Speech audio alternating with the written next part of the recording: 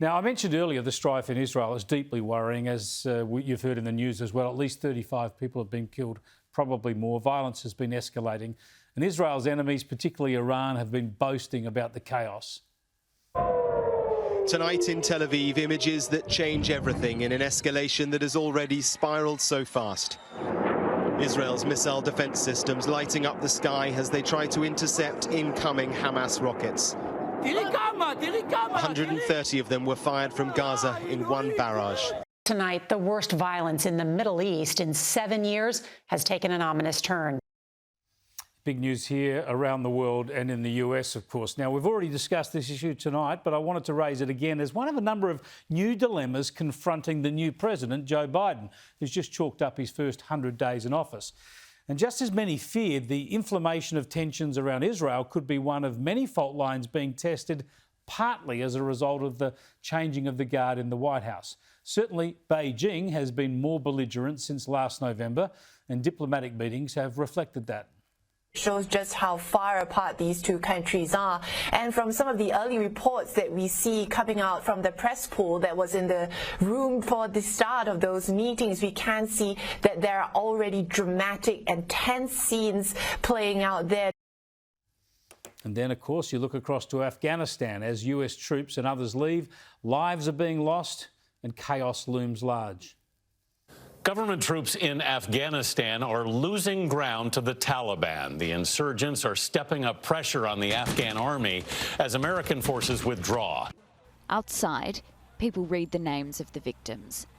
Inside a morgue, a man looks for his relatives among the bodies. Families of the victims blamed the Afghan government and Western powers for failing to put an end to violence.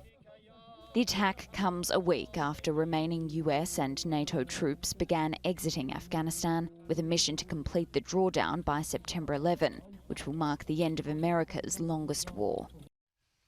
And then closer to home for Joe Biden, the US border crisis escalates as illegal immigrants attempt to take advantage of a softer border protection regime. 17,000 kids now in U.S. custody, a near record, a number that is only expected to climb. The president bristling over a question about those severely overcrowded facilities. But there are kids that are sleeping on floors. They are packed into these pods. Is what's happening inside acceptable to you? That's a serious question, right? Is it acceptable to me? Come on.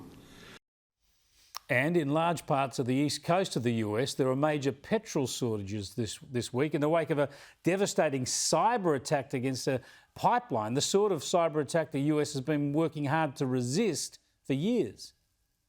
A number of gas stations in the south are running out of fuel as drivers rush out to fill up their tanks.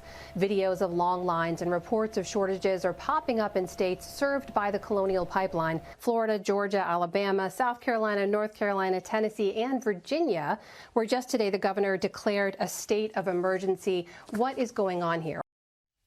So at home and abroad, the US is currently facing serious challenges from other nations and from foreign actors. None of this can be directly attributed to Joe Biden, of course, but much of it is designed to test a man perceived as a weaker and more predictable president than the volatile Donald Trump. And regardless, all of these issues are now on Biden's desk. And what matters is how he responds to them. We need him, I think around the world, we all need him to be strong and decisive. But the fear is that he's as feeble and as weak as he appears.